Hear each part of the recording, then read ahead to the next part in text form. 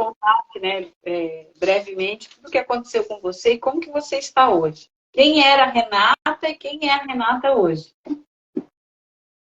Olha, para começar, eu começo dizendo o seguinte: tem uma palavra que diz em Salmos 34:4: Busquei ao Senhor e ele me respondeu, livrou-me de todos os meus temores. Por que eu começo dizendo isso? Porque há anos atrás, quando eu estava assim num leito de morte mesmo, praticamente sem forças para caminhar sobre as minhas próprias pernas, ali eu fiz um clamor ao Senhor.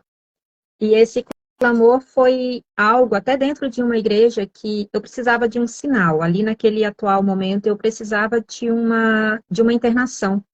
Eu havia saído da minha cidade para ir para São Paulo, e era um processo de triagem, e eu estava muito debilitada. E nesse clamor eu pedi ao Senhor, falei, Senhor, se o Senhor tiver algo um propósito, né, que o Senhor venha abrir a vaga para esse atendimento ao qual eu estou precisando nesse momento, para que a minha saúde e a minha integridade física seja restaurada, porque de fato eu estava muito debilitada. E assim, na próxima semana eu consegui, né, essa vaga nesse tratamento ali, eu permaneci por 8 meses. Restabeleci a parte física, a qual eu estava muito debilitada, né? Retornei para minha cidade, precisava de dar uma continuidade a esse tratamento, mas por ser na capital eu não consegui fazer esse acompanhamento. Então a vida foi levando meio que aos trancos e barrancos, mas aí a gente foi caminhando, né? E sempre assim, com um clamor e um temor muito grande ao Senhor, que a minha fé e a minha certeza era: um dia eu vou me libertar disso, e um dia eu sei que isso não mais fará parte da minha vida. E aqui, então, assim, esse breve testemunho desse início de como tudo começou, eu quero trazer uma palavra que diz o seguinte: o nosso primeiro sim, né, para a nossa vinda, para a nossa chegada aqui na Terra, ele vem por uma autorização divina, e essa autorização divina é a primeira parte que nos cabe, que é a parte daquela ação espiritual, o Espírito de Deus, que é o nosso primeiro sim. Então, assim, olhando para essa magnitude, para essa grandeza de apegar a esse sim de Deus, né? Porque a gente sabe que a nossa parte espiritual, ela por si só, ela não vai sobreviver aqui na Terra. E a gente depende de quê? De um corpo e de uma alma, né? Então, assim, quando o corpo começa a ficar muito debilitado, e quando a gente começa a ir, né, de médicos em médicos e não se encontra uma causa clínica, o que pode haver por trás disso? De baterias e baterias de exames de especialistas, né, de que vasculharem quase que ao avesso e não encontrarem uma causa clínica, mas os sintomas estão ali, as dores físicas estão ali, os fatos estão acontecendo, estão ocorrendo. Então eu tinha muitas interrogações, muitas perguntas, e eu queria respostas, porque tudo aquilo, e não era falta de Deus, e não era falta de clamor, não era falta de oração. É o momento de entrar em contato com essa dor que irá te promover a cura.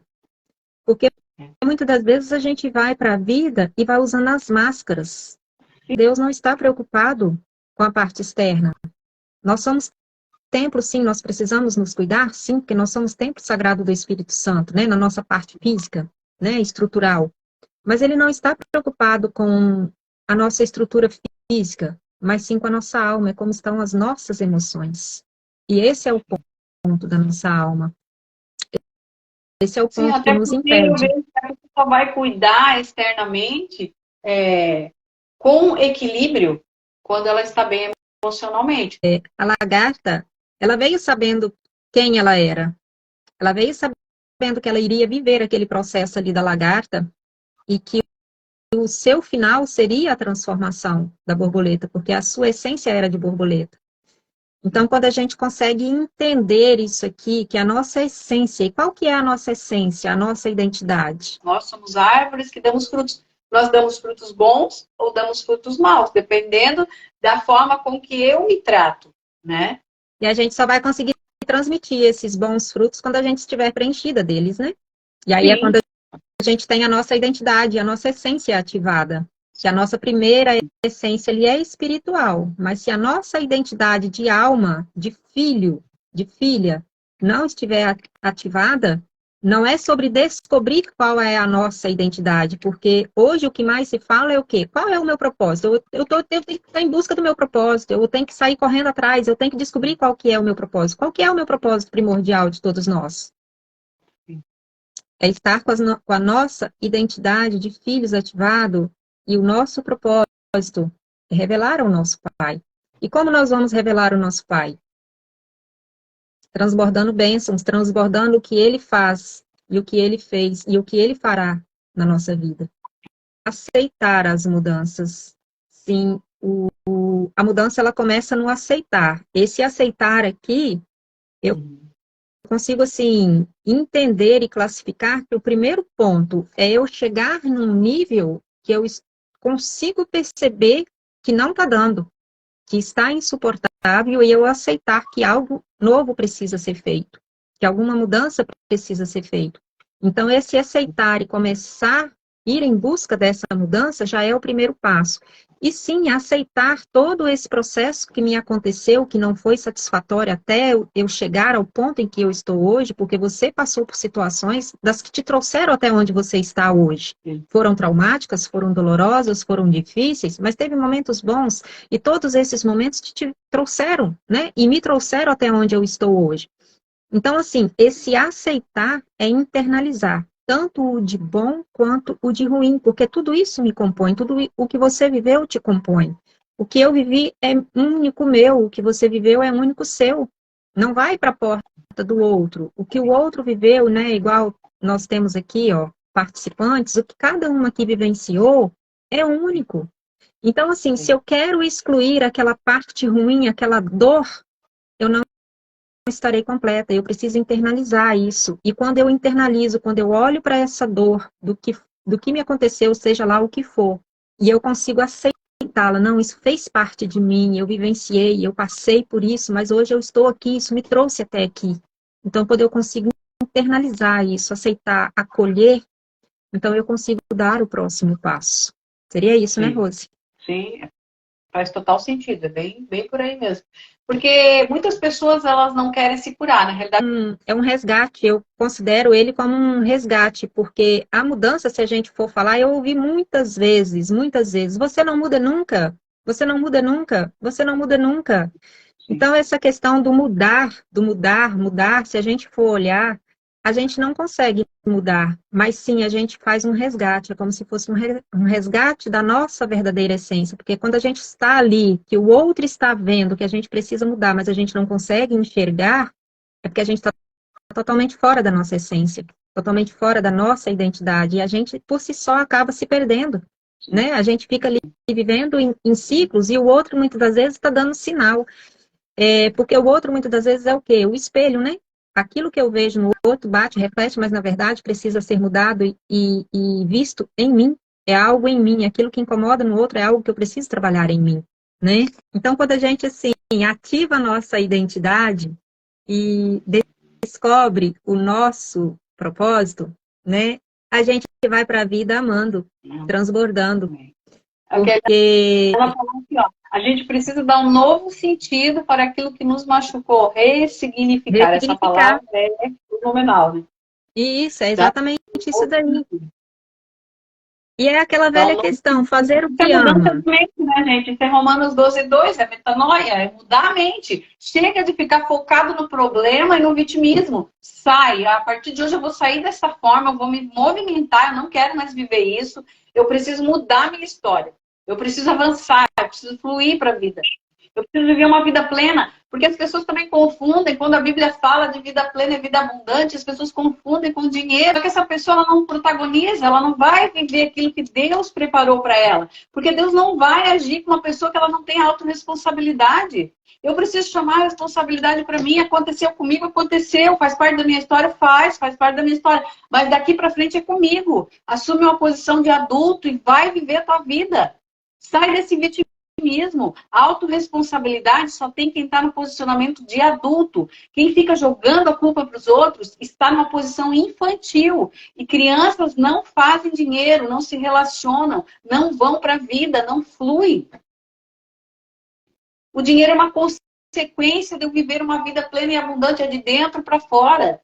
Primeiro eu tenho que me resolver comigo mesmo, para depois as bênçãos do Senhor, eu vou virar imã de bênção, eu não vou correr atrás de bênção. As bênçãos, a Bíblia fala que vão perseguir o justo.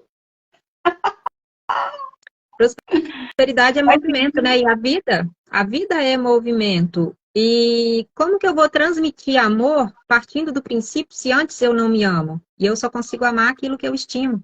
Sim. Então, tudo começa em mim, né? Tudo começa nas minhas raízes, de estar ali trabalhando e curando as minhas raízes para que eu consiga estar preenchida. O amor, né? Se a gente for olhar a questão do amor, todo mundo mata, todo mundo rouba, todo mundo faz atrocidades em nome do amor. Mas esse amor é um amor que vê, é um amor puro, é um amor real, como aquele que, por exemplo, está ali na Bíblia, que a gente conhece, aquele amor incondicional de Jesus, né? Ser morto, ser entregue ali na cruz, em favor dos nossos pecados, porque sim, foram nossos pecados que levaram Jesus à cruz. E ele se deu a nosso favor. Mas tem tantos amores, né? Tantos amores, e o que faz as pessoas a vivenciarem esses amores doentios? Muitas das vezes é não se conhecer, não saber nomear as tuas emoções, não saber olhar e não conseguir olhar para as tuas feridas.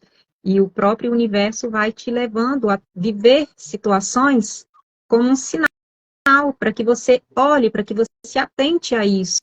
Não só na parte física, né, do corpo, mas se a gente for olhar, né, a gente que está nesse mundo agora, entendendo um pouquinho como que é esse universo, né Rose, da mente, a gente sabe que tudo que a gente vivencia, muitas das vezes, o nosso próprio pensamento, ou sentimento, ele está puxando para cima de nós, para que a gente veja... O tempo todo. Aquilo que mais permeia a minha mente é aquilo que eu vou viver. A Bíblia fala que aquilo que eu mais temo é aquilo que me sobrevém. A Bíblia não mente, gente. A Bíblia é imutável.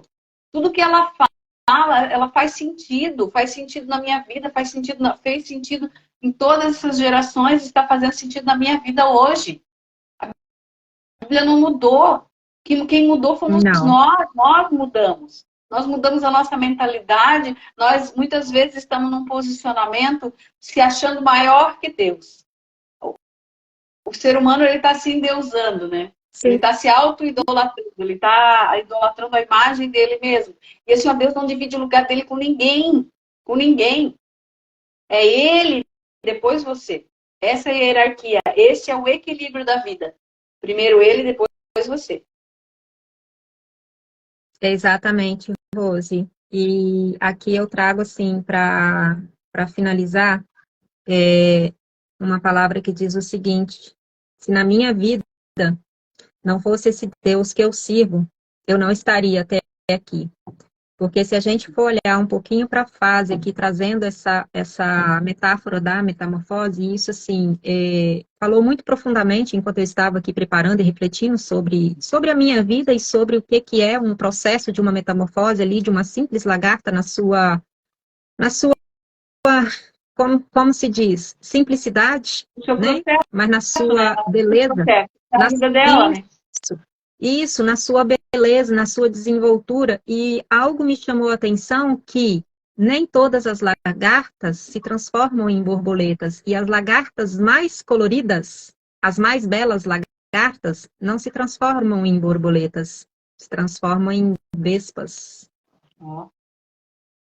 E isso me falou muito profundo, porque me arremete ao fato de que se a gente muitas das vezes passou desapercebida, descolorida, opaca, sem luz, sem brilho, era para chegarmos aqui hoje e nos transformarmos em borboletas. Glória Porque a se a Deus. gente tivesse A borboleta vindo mais linda, mais plena, mais viva, mais tudo.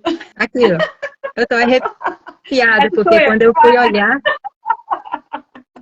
uhum, porque quando eu fui refletir, me veio esse download, eu falei, gente, muitas das vezes todo esse processo que a gente passa ali se rastejando, né? Porque de fato, assim, às vezes a gente vem para a vida e passa por momentos ali que realmente a gente vem rastejando, literalmente rastejando.